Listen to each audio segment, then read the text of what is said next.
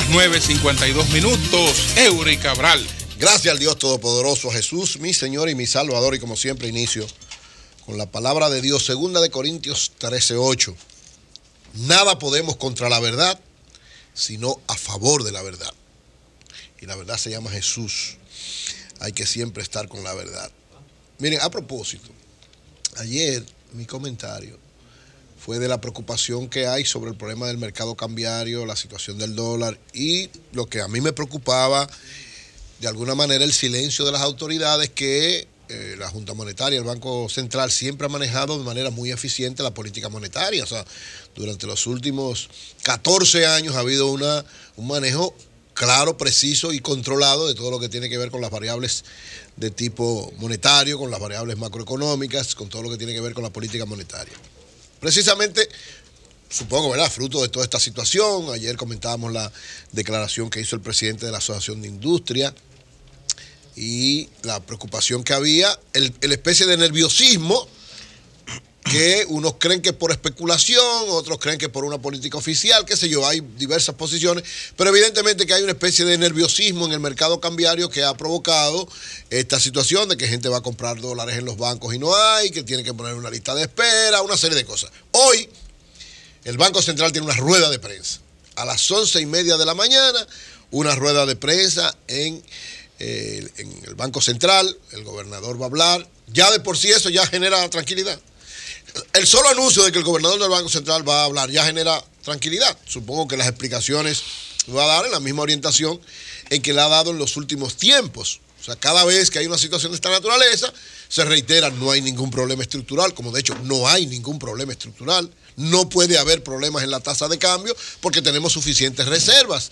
Y cualquier situación que altere el mercado, simplemente lo que hay que hacer es echar una cantidad importante, colocar una cantidad importante de dólares en el mercado y se estabiliza sin ningún problema.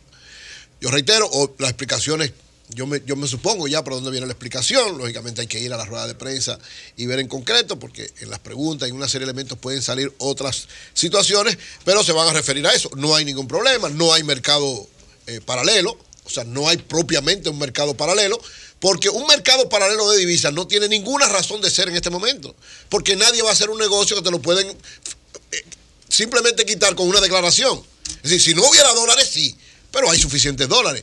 Entonces, creo que lo que hay que hacer, lo que hemos estado haciendo nosotros permanentemente, cada vez que hay una situación, presionar para que hable el Banco Central. Pero no aparecen, es decir, que no, se ponen en lista de espera. Por eso digo, hay suficiente, o sea, no hay problema estructural, no puede haberlo. Tenemos 3 meses y medio de posibilidad de comprar todas las importaciones de República Dominicana, todas, o sea, 5.000 millones de dólares. No hay problema.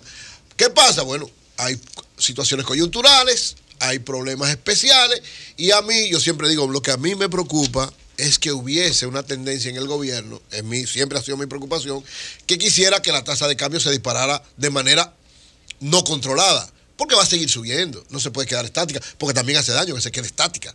Tiene que ir subiendo de manera progresiva, pero controlada, bajo márgenes concretos. Es decir, ¿cuál fue la proyección que hubo del dólar? Que se mantenga en ese margen, que no se vaya a disparar por encima de ahí, porque la planificación de la economía se hace de esa manera. Así que saludo esta rueda de prensa del gobernador del Banco Central, que hará a las 11:30 de la mañana. Ya mañana comentaremos los detalles de esta rueda de prensa, pero me parece muy importante porque eso quita nerviosismo. El solo hecho de que va a hablar el gobernador del Banco Central, que le quita el nerviosismo al mercado. O sea, todo el que estaba tratando de especular o aprovecharse de la situación, sabe que perdió todo lo que puede hacer para especulación.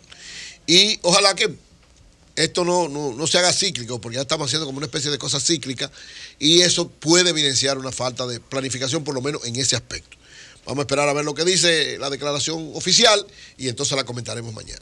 Por otro lado, miren, el caso de Odebrecht, y ya en estos momentos, en estos días, Lula está dando declaraciones sobre el asunto de Petrobras y una serie de situaciones. Yo siempre he dicho, en el caso de Brasil, esa ha sido mi teoría, la he estado desarrollando en los últimos tiempos. Yo creo que el mal manejo de una situación grave, que es corrupción en Brasil, provocó una crisis política por un sector de oposición aprovecharse para sacar al PT del poder y a Dilma Rousseff, y eso dañó la economía de Brasil. O sea, le está dañando. La economía de Brasil está hundida en este momento. Fruto, desde mi punto de vista, de ese mal manejo del problema de la corrupción y del problema de la impunidad. Pero además, detrás de eso están las manos de los Estados Unidos, porque son empresas brasileñas que han tenido problemas con empresas norteamericanas y entonces han hecho una especie de carambola. Aprovechamos para afectar empresas brasileñas, pero al mismo tiempo aprovechamos para afectar políticamente a Lula, porque hoy mismo, en todas las encuestas de Brasil, Lula está en primer lugar. Y todo apunta a que en las elecciones del año que viene, toca Brasil, Lula va a ser el presidente de ese país. Entonces hay que tratar de quitarle esa fortaleza. ¿Cómo? Acusándolo de corrupción, acusándolo de muchísimas cosas. Y yo le voy a decir lo que uno evalúa desde aquí. Podrá haber cometido una indelicadeza, podrá haber cometido un error, porque es un ser humano. Lula no es perfecto. Yo conocí a Lula en Nicaragua en el año 90. Y conozco la historia de Lula porque Lula antes era de la izquierda. Lula viene de la izquierda, el PT es un partido de izquierda. Y Lula viene de ser un dirigente de izquierda obrero, que uno lo conoce porque era, digamos, el modelo para todos nosotros en ese momento. Y cuando llegó a presidente y tomó una serie de medidas y desarrolló a Brasil como una de las principales economías del mundo y se convirtió en una de las figuras mundiales por su ejemplo como gobernante y como persona, por las dos cosas. Entonces, yo particularmente nunca he creído en las acusaciones contra Lula, nunca. Tienen que demostrármelo, o sea, tienen que mostrarme que es verdad que se robó tal cosa. Siempre he creído que un hombre que sacó 40 millones de pobres y lo llevó a clase media, un hombre que desarrolló un país, lo llevó a ser la séptima economía del mundo, que desarrolló el bloque económico más importante de la década pasada, que fue los países BRIC, y que se convirtió en un adalid de un buen gobierno, de una gente preocupada por su población y de una gente invirtiendo en todos sus conciudadanos, no es verdad que se iba a robar nada. O sea, para mí eso es un absurdo, claro. Políticamente, los sectores que fueron sus aliados en un momento, que necesitaban ascender al poder, sabía que él era a quien había que desacreditar, que a él hay que sacarlo de circulación. Y todo esto, desde mi punto de vista, que está pasando en Brasil, tiene como objetivo esa situación, que yo espero que se les revierta y que Lula vuelva otra vez al poder. Pero todo esto ha impactado a América Latina. ¿Por qué? Por el caso de Odebrecht. Odebrecht, cada vez más salen informaciones, y yo le voy a decir una cosa, miren, hay que tener mucho cuidado, sobre todo con las informaciones que salen de que alguien dijo lo que dijo. O sea, ahora cualquiera se inventa. Que están entrevistando a un de los ejecutivos de Odebrecht y dijo tal cosa. Hermano, porque un ejecutivo diga un tipo que está preso, que está negociando para que no le pongan una condena clara, usted no lo puede dar como un hecho de una vez. O sea, un fulano dice algo y ya eso es verdad. Y miren, voy a decir lo siguiente. De alguna manera, ¿verdad? Por lo que uno trabaja en estos medios y por la vinculación histórica que hemos tenido con el presidente Danilo Medina, de alguna manera uno conoce la dinámica de lo que fue la campaña tanto del 2012 como del 2016. Uno conoce, uno se ve, uno conoce a todos los asesores, a la gente que recaudaba recursos, participaba en muchas actividades de esa naturaleza. Y miren, yo le voy a decir una cosa, como decía Julio en su comentario al principio, nadie en República Dominicana, ningún líder político es más cuidadoso en manejo de recursos que el presidente Danilo Medina. No siendo presidente, no, desde que era un dirigente del PLD sin importancia. O sea, que fue un dirigente, o sea, los que conocemos la historia de quién es Danilo Medina sabemos muy bien cómo se maneja él con asuntos de recursos y cómo le exige transparencia y manejo claro a todo el que está a su lado, mucho más cuando se trata de su campaña. Cuando el presidente Medina dijo, reto a cualquiera que me pruebe que nosotros tomamos dinero, es porque él sabe, él manejaba, él tenía el control. Él no va a hacer lo de Santos porque él sí tenía control de su campaña. O sea, nadie espere que Danilo vaya a pedir, yo pido excusa por eso, porque no va a pedir excusa, porque él tenía control, absoluto control. Y yo lo digo porque, como dijo Julio, rechazó a mucha gente, incluso amigos nosotros. Y esto de Santos hay que pasárselo porque es un premio Nobel de la Paz. Y bueno, tú sabes que todo el mundo recibe, como lo está explicando el presidente Cardoso, José Enrique Cardoso ha salido ahora a hablar y ha dicho, señores, pero ven acá, por recibir, digamos, que una ayuda en colaboración en una campaña, eso no compromete a ningún político por lo que está ocurriendo en Brasil. Cardoso ha llamado a la calma. ¿Por qué yo tengo que hay que dejarle pasar esto a Santos? Porque usted no puede ir a su casa, encontró carne, usted no dejó para carne, Sí. Usted no es para carne. Usted le guarda. Usted va y le guardan carne en su casa y le guardan una buena comida cuando usted sabe que usted no ha dejado recursos para eso. Entonces, después que yo voy a decir, que yo no tenía conocimiento. 2 millones de afiches. Pero venga acá, y usted no tiene control de su campaña. Un gasto importante de su campaña lo pueden hacer al margen suyo. Mire, presidente, aquí están los afiches. Una mano generosa lo pagó. Él nos interesó en saber cuál era la mano generosa que pagó los afiches.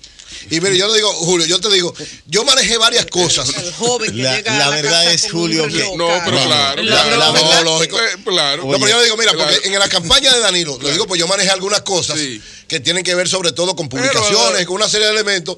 Realmente por unos afiches tú no puedes tampoco acabar con un presidente. No, pero yo que digo- haya recibido unos afiches que le pagaron una campaña. Julio, Nah, disculpa, son el 2 problema es millones de que eso es lo que se ve. Sí. O sea, yo tengo la, No puede haber Sí. otra la cosa que no tuviera creencia de que control. puede Sí. haber muchísimas cosas más. Cuando Pero tú claro. tienes que admitir eso, Claro. es que la cifra es muy superior. Sí, pero en este Él caso- dijo los afiches porque están como muy evidentes. Sí. ¿Usted se acuerda del afiche en De el los que usted estaba afiches, sí. famoso? Lo que yo digo, Ese es- lo que yo Eso digo, en es. el caso de Danilo no va a pasar eso.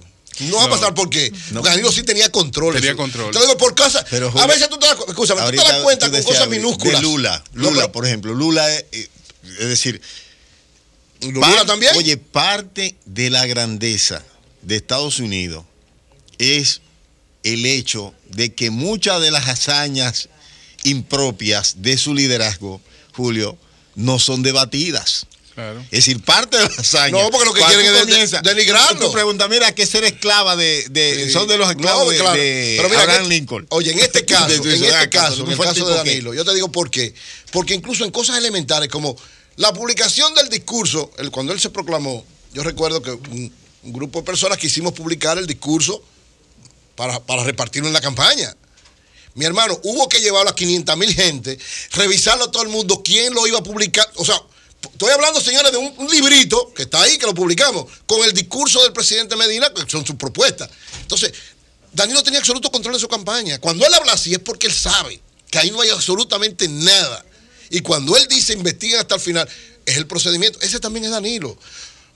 Hay mucha gente aquí que está diciendo no, porque tiene que haberle dado dinero a la campaña porque gastaron mucho. Claro. Ajá, pero y fue Danilo nada más que gastó mucho en la campaña. Sí, Danilo, O sea, Danilo fue el que más gastó. no, pero el que más gastó porque, oye, ¿por qué? Y yo le decía a una gente con el que discutía eso. Además, ¿cuántas No, cenas porque, de espérate, millones oye, de 100 pesos millones de dieron? pesos en la mano de Danilo y del PLD valen por 10,000 en la mano de la oposición. Eury, No, falso, tomando en todo cuenta lo que no contrario. hay Ahí una no, pregunta, ahí tomando, no, Eury. o más bien una Bah. reflexión, tomando en cuenta que no hay una legislación clara respecto a las prohibiciones, tomando en cuenta que no hay manera real de fiscalizar esto, ni que lo haga el sector privado ni que lo haga el público. Señores, nosotros como país no estamos en condiciones ni siquiera de saber ni de determinar cuánto se invirtió en la campaña electoral. Sí, pero es otra cosa. ¿Cuánto nos costó? Pero espérate. O sea, yo lo que te quiero decir es, yo no puedo Sí. decir que Danilo gastó ni mucho ni poco, Claro, pues todo el mundo porque lo gastó. desconozco. Pero además, Sí. yo te voy a decir una cosa. Hay gente aquí que sale a poner vaya, él con el presidente. Pero es decir, el candidato Julio, entonces salgo yo a poner vaya mía con la de No, Julio. oye lo que pasó. Por ejemplo, hubo un candidato presidencial con el que yo tuve una conversación. Y le decía, ¿dónde tú conseguiste para tu campaña? Pues tú no tienes dinero. ¿Cuánto tú gastaste? Tú gastaste 1 millón. Perfecto. ¿Dónde tú lo conseguiste? ¿Dónde lo consiguió? Buscando apoyo de los empresarios. Empresarios pequeños, Pero amigos, legítimo. hermanos que le daban ayuda. Entonces, exactamente hizo Danilo. Hay un control. Lo que yo te digo, como dijo Donald Guerrero, Donald era el jefe de la campaña desde el punto de vista operativo de finanzas. O sea, el que registraba todo, el que sacaba todo y el que hacía los pagos. Entonces, lo dice Donald, lo dice el jefe de campaña y lo dice Danilo. Ahí no hay absolutamente nada que no sea explicado en esa campaña. Por eso yo digo, porque ayer alguien me decía, no, ¿por qué Danilo no hace lo que hizo Santos en Colombia? ¿Saben por qué? Porque Danilo no cometió el error que cometió Santos. O sea, Danilo ha sido claro y preciso en que tiene control de todo lo que pasó en su campaña. Usted podrá acusarlo de otra cosa, pero de que tomó dinero incorrectamente no es verdad. ¿Por qué? Porque Danilo sí sabe cómo se maneja una campaña, cuál es el esquema de una campaña, cuál es la estrategia de una campaña y sobre todo es un hombre honrado desde el punto de vista político y honrado en el manejo de los recursos de la campaña política y del Estado Dominicano. Cambio fuera.